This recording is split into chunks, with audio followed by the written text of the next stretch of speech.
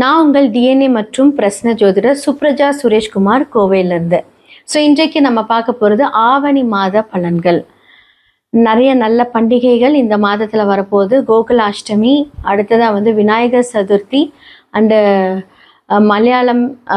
மலையாளிஸ் ரொம்ப சிறப்பாக கொண்டாடப்படுகிற ஓணம் பண்டிகை. இது எல்லாமே ரொம்ப ரொம்ப ஒரு சிறப்பான விஷயங்கள் இந்த மாதத்தில் நடக்க போகுது. அடுத்ததான் இந்த உலகத்தில் நடக்கக்கூடிய சில மாற்றங்களை பற்றி நம்ம பார்ப்போம். பொதுவாக என்ன மாதிரியான காம்பினேஷன் இருக்குது அப்படிங்கிறதையும் நம்ம பார்ப்போம். சூரியன், கேது, புதன் இவங்க எல்லாருமே காலபுருஷ தத்துவத்தின் 5ஆம் வீட்டில் சேர்க்கை பெறுகிறார்கள். இந்த காம்பினேஷன் ஆல்ரெடி கும்பத்தில் ராகு இருக்காங்க, கடக வீட்டில் குரு தனித்து நிற்கிறார், அப்புறம் மிதுன வீட்டில் செவ்வாய் தனித்து நிற்கிறாங்க, சுக்கிரன் கன்னி வீட்டில் தனித்து இருக்கிறார். அடுத்ததாக பார்த்தீங்கன்னா சனி பகவான் காலபுருஷனோட வீட்டில் 12ஆம் வீட்டில் ஆல்ரெடி இருக்கார். இத்தனை காம்பினேஷன்ஸ் போய்கிட்டு வந்துட்டுருக்கு. இதில் மெயினாக பார்த்தீங்க அப்படின்னா இந்த சூரியன் யாரோட இணைந்து இருக்கிறார் அப்படின்னா கேது பகவானோட இணைந்திருந்து, புதன் பகவானோட இணைந்திருந்து அழகாக சமசப்தம் பார்வை ராகு எல்லாரும் பார்க்குறாங்க. இந்த காம்பினேஷன் ஒரு எச்சரிக்கை கொடுக்குது அப்படின்னு தான் சொல்ல முடியும். இந்த எச்சரிக்கை எப்படி அப்படின்னா, நிறைய பேர் நிறைய ட்ராவல் பிளான் பண்ணியிருப்பீங்க. இந்த மாதத்தை கொஞ்சம் தவிர்த்திருக்கிறது நல்லது. அடுத்ததாக இன்னுமே பார்த்தீங்க அப்படின்னா காற்று அப்படின்னு சம்மந்தப்பட்ட விஷயங்கள், நிறைய தீ விபத்துக்கள், அடுத்ததாக நிறைய வெடி பிளாஸ்ட், யாருமே யோசிக்க முடியாத ஒரு பிளாஸ்ட். இது இதே காம்பினேஷன் நம்ம இதுக்கு முன்னாடி நம்ம பார்த்துருக்கோம். நம்ம ஃப்ளைட் கிராஷெலாம் பார்த்துருக்கோம். இதே காம்பினேஷன் என்ன அப்படின்னா, அப்போ சூரியன் கேது மட்டும் இருந்து பார்த்துருக்க, இப்போ புதன் இணைந்து பார்க்குறாங்க. ராகுவும் பார்க்குது. இந்த மாதிரியெல்லாம் இருக்கும்போது என்ன அப்படின்னா, மீடியா ஃபீல்டு இதில் நிறையா பாதிப்புகளை நம்ம பார்க்க போகிறோம். மீடியா ஃபீல்டில் இருக்கிறவங்களுக்கு பிரச்சனை. அதே மாதிரி கெமிக்கல் ஃபேக்ட்ரிஸ், ட்ராவலிங் பண்ணுறவங்க இதெல்லாம் கொஞ்சம் யோசித்து நீங்கள் இந்த மாதத்தை கொஞ்சம் கடந்தீங்கன்னா ரொம்ப நல்லாயிருக்கும் அப்படின்னு தான் நான் சொல்லுவேன். இதெல்லாமே கொஞ்சம் ஜாக்கிரதையாக இருக்கக்கூடிய ஒரு காலங்கள். மேஷம்லேருந்து மீனம் வரைக்கும் இந்த ஆவணி மாத பலன்கள் எப்படி இருக்குது? ஏன்னா சூரியனோட டிரான்சிட் ஆகஸ்ட் மிட்லேருந்து செப்டம்பர் வரைக்கும் இருக்க போகுது. இந்த டிரான்சிட் சூரியன் இங்கே இருக்கும்போது தான் அப்படின்னா ஏன்னா சேர்ந்துருக்கிற கிரகம் அப்படி. இவங்களுடைய ராசிகளுக்கு எப்படி இருக்குது அப்படிங்கிறத நம்ம பார்த்துடலாம். மிதுன ராசிக்காரர்களுக்கு இந்த ஆவணி மாத பலன்கள் எப்படி இருக்குன்னு பார்க்கலாம். அவங்களுடைய ராசியிலே செவ்வாய் அமர்ந்திருக்கிறார். அப்போது என்னாகும் அப்படின்னா, எடுத்த முடிவுகளை சடனாக மாற்றிட்டே இருப்பீங்க. மிதுன ராசிக்காரர்களுக்கு 2ஆம் இடத்துல குரு தன்னுடைய வருமானத்தை கொடுக்கக்கூடிய ஒரு இடத்துல இருக்கார். ஏன்னா 7க்குரியவர் 2. சமுதாயத்தில் சில புது புது பிஸ்னஸ், புது புது ஐடியாஸில் நீங்கள் மூவ் ஆன் பண்ணிட்டு போயிட்டே இருப்பீங்க. ஆனால் உங்களுடைய லக்னாதிபதியாக இருக்கக்கூடிய புதன் 3ஆம் இடத்துல புத ஆதித்ய யோகம் பெற்று சூரியனோடு இருக்கிறார். ரொம்ப ரொம்ப நல்ல விஷயம். கூட கேது இருக்கிறாரு. பட் பரவாயில்ல, கொஞ்சம் போராடுவீங்க. லக்னத்தில் இப்போ புதனோட வீட்டில் உங்களுடைய மிதுன வீட்டில் செவ்வாய் இருக்கும்போது என்னாகும் அப்படின்னா, எலும்பு சம்மந்தப்பட்ட பிரச்சனை, கை வலி, கால் வலி, ஷோல்டர் வலி இதெல்லாமே கண்டிப்பாக இருக்கும். ஏதாவது சிறு சிறு அடிபடுறது, வாகனத்தில் போகும்போதில் கொஞ்சம் ஜாக்கிரதையாக போங்க. மிதுன ராசிக்காரங்க ஏதாவது சின்னதாக அடிபடுறது இந்த காலகட்டத்தில் நடக்கும்.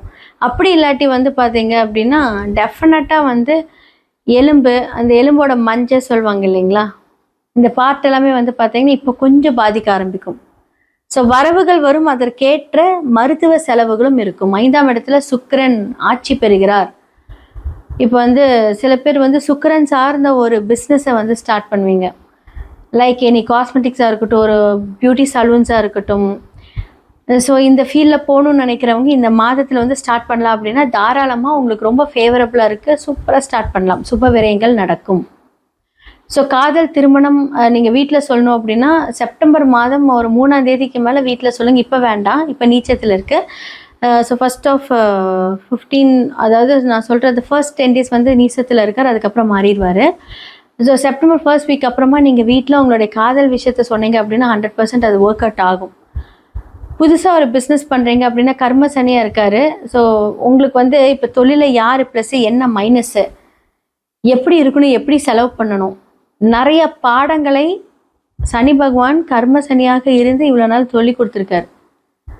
இப்போ என்ன, அழகா வந்து அவர் வக்ரமாய் வந்து பார்த்தீங்க அப்படின்னா உங்களுக்கு வக்ரமான ஒரு கர்ம சனி 10ஆம் இடத்துல. அப்போ என்ன ஆகும் அப்படின்னா நீங்கள் நிறைய ரியலைஸ் பண்ணியிருப்பீங்க. குடுக்கல் வாங்கல் விஷயத்தில் யார் பெஸ்ட்டு, யார் நமக்கு நல்லது செஞ்சுருக்காங்க, நம்ம கூடயே இருக்கிறவங்க யார் நமக்கு வந்து ஃபேவரபுளாக இருக்காங்க, யார் அன்ஃபேவரபுளாக இருந்து நம்மளை தவறாக வழிகாட்டியிருக்காங்க. இது எல்லாமே வந்து பார்த்தீங்க அப்படின்னா இந்த காலகட்டத்தில் தெரிஞ்சிருப்பீங்க. இதுக்கப்புறம் அடுத்த ஸ்டெப் நீங்கள் மூவ் பண்ணும்போது ஆல்ரெடி நீங்கள் ரொம்ப ஒரு புத்தியில் ரொம்ப ஒரு சூப்பரான ஒரு விஷயந்தான். எல்லாமே கரெக்டாக யோசிப்பீங்க. அது பேச்சு திறமையில் ரொம்ப ஓவராக இருக்கும், கரெக்டாக இருக்கும். ஸோ உங்களுக்கு ஏறக்குறைய 2ஆம் இடத்துல இருக்கிறார். ஸோ 10க்குரியவர் என்ன ஆகுது, உங்களுக்கு 2ஆம் வீட்டில் இருக்காரு. ஸோ புது பிஸ்னஸ் ஸ்டார்ட் பண்ணுறதுக்கு உண்டான எல்லாமே நீங்கள் வந்து ஒரு 2-3 மாதத்துக்கு முன்னாடி வந்து பிளானிங் ஸ்டார்ட் ஆகிருக்கும். ஸோ சூப்பராக போகுதுங்க, ரொம்ப நல்லா இருக்க போகுது. ஸோ மாணவர்களாக இருக்கட்டும், அவங்களுக்கு வந்து படிப்பில் ஒரு நல்ல முன்னேற்றங்களை நீங்கள் கண்டிப்பாக பார்க்கலாம். ரொம்ப ரொம்ப நல்ல ஒரு சூப்பரான ஒரு விஷயம் வரப்போகுது. ஸோ லவ் மேரேஜஸ் நிறைய வீட்டில் அக்செப்ட் பண்ண போகிறாங்க. ஸோ இந்த காலகட்டம் உங்களுக்கு ரொம்ப ரொம்ப ஃபேவராக இருக்குன்னு தான் சொல்ல முடியும். ஸோ 5ல் சுக்கிரன் அதோட ஆட்சி பெற்ற வீட்டில் இருக்கும்போது மனதுக்கு பிடித்த எல்லா விஷயங்களும் நடக்கும். அதற்கான ஒரு சுப விரயங்கள் நடக்கும். ஸோ எல்லாமே யோசிச்சு பண்ணுங்கள். சூப்பராக இருக்க போகுது, ரொம்ப ரொம்ப நல்லா இருக்க போகுது. ஸோ செவ்வாய் மட்டும்தான் கொஞ்சம் ட்ரபிளாக இருக்கார் உங்களுக்கு. ஏன்னா 6க்குரியவர் லக்னத்தில். ஸோ ஏதாவது ஒரு நோயோ இல்லை வந்து ஒரு உடல் சோர்வையோ, நம்ம மைண்ட் ரொம்ப ஸ்பீடாக வேலை செஞ்சாலும் செவ்வாய் என்ன பண்ணுவார் அப்படின்னா அந்த உடம்ப சோர்வை கொடுத்துக்கிட்டே இருப்பார். ஏன்னா 6க்குரியவர் இல்லையா. ஸோ 6க்குரியவர் வந்து லக்னத்தில் இருந்தால் என்ன ஆகும், அதுவும் செவ்வாய் எலும்பு சம்மந்தப்பட்ட விஷயங்கள். ஏன்னா சூரியனோட கூட வந்து பார்த்தீங்க அப்படின்னா கேது இருக்காரு. ஸோ இது எல்லாமே உங்களுக்கு வந்து இந்த காலகட்டத்தில் 100% நடக்கும், நல்லா இருக்கும். திடீர்னு பார்த்தீங்கன்னா ஏதாவது சின்னதாக ஒழுங்காக போயிட்டு இருப்பீங்க, இங்கேருந்து வருவாங்க தெரியாது, வாகனத்தில் ஒரு சின்ன அடி, கவலவே படாதீங்க. ஸோ ரொம்ப பெரிய ஆபத்துக்கள் அதெல்லாம் எதுவும் இருக்க போகாது. சின்ன சின்ன இந்த மாதிரியான விஷயங்கள். ஸோ இதெல்லாமே தெரிஞ்சு நம்ம அலர்ட்டாக அதை வந்து நம்ம கொஞ்சம் போகும்போது வரும்போது படியில் இறங்கும்போது ஸோ எலும்பில் எப்படி இருந்தாலும் வந்து ஒரு சின்ன ரத்தமோ கத்திப்படுற ஒரு சம்பவமோ நடக்கும். நம்ம வெங்காயம் நறுக்கும்போது கூட கத்திப்படலாம். ஸோ கரண்ட்லலாம் வந்து பார்த்திங்கன்னா கொஞ்சம் ஜாக்கிரதையாக இருங்க. செவ்வாய் சார்ந்த ஒரு விஷயங்கள் நம்ம வந்து கொஞ்சம் தெளிவாக கொஞ்சம் பார்த்து ஜாக்கிரதையாக ஹேண்டில் பண்ணாலே போதும். ஸோ உங்களுடைய தசாபுக்திகளை வைத்து தான் வந்து இதோட கன்ஃபர்மேஷன்ஸ் இருக்கும். உங்களுக்கு வந்து செவ்வாய் இப்போ வந்து கோச்சாரத்தில் மிதுனத்தில் இருக்கார். ஸோ அவர் வந்து மாற வரைக்குமே இந்த மாதிரி ஒரு விஷயத்தை கொடுப்பாருன்னா 6க்குரியவர் லக்னத்தில். ஸோ அதனால தான் நான் சொல்கிறேன், மாற வரைக்கும் கொஞ்சம் அமைதியாக பொறுமையாக இருங்க.